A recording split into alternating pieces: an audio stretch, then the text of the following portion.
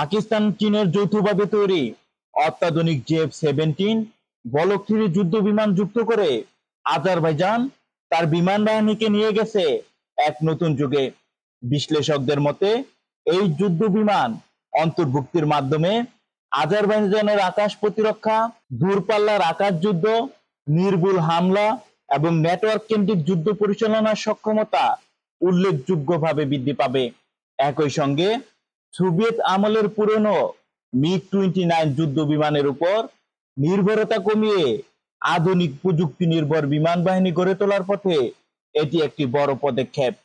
জানা গেছে Azerbaijan 40টি জেএফ-17 block 3 যুদ্ধ বিমান কেনার জন্য প্রায় 4.6 বিলিয়ন মার্কিন ডলারের এক চুক্তি করেছে। এটি পাকিস্তানের ইতিহাসে সবচেয়ে বড় প্রতিরক্ষা রপ্তানি চুক্তি হিসেবে বিবেচিত হচ্ছে।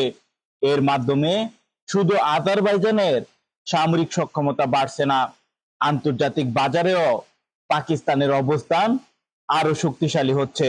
জেএফ-17 ব্লক 3 যুদ্ধ বিমানে রয়েছে অত্যাধুনিক এশা রাডার, উন্নত ইলেকট্রনিক ওয়ারফেয়ার সিস্টেম এবং দূরপাল্লার PL-15E এয়ার টু এয়ার ক্ষেপণাস্ত্র ব্যবহারের সক্ষমতা।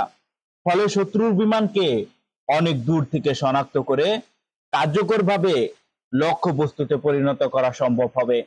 বিশেষজ্ঞদের মতে এই যুদ্ধ বিমান যুক্ত হওয়ার ফলে আজারবাইজান, পাকিস্তান এবং তুরস্কের মধ্যে প্রতিরক্ষা সহযোগিতা আরো জোরদার হবে। ভবিষ্যতে তুরস্কের ড্রোন, টার্গেটিং সিস্টেম এবং ডিজিটাল যুদ্ধ ব্যবস্থার সঙ্গে জেএফ-17 এর সমন্বয় আরো বাড়তে পারে। ইতিমধ্যেই রাজধানী বাকুতে বিজয় দিবসের সামরিক কুচকাওয়াজে নতুন যুদ্ধ বিমানগুলো প্রদর্শন করেছে প্রেসিডেন্ট ইলহাম আলিয়েভ। বিশ্লেষকদের মতে এটি ছিল শুধু নতুন যুদ্ধ বিমান প্রদর্শন নয়, বরং আঞ্চলিক প্রতিপক্ষ এবং আন্তর্জাতিক মহলের কাছে আজারবাইজানের আধুনিক সামরিক সক্ষমতার একটি স্পষ্ট বার্তা। সব মিলিয়ে জেএফ-17 ব্লক 3 অন্তর্ভুক্তির মাধ্যমে আজারবাইজান শুধু নতুন যুদ্ধ বিমান অর্জন করেনি, বরং দক্ষিণ ককেশাসে নিজেদের বিমান শক্তিকে নতুন উচ্চতায় নিয়ে যাওয়ার পাশাপাশি আঞ্চলিক সামরিক ভারসাম্যে গুরুত্বপূর্ণ প্রভাব ফেলতে যাচ্ছে।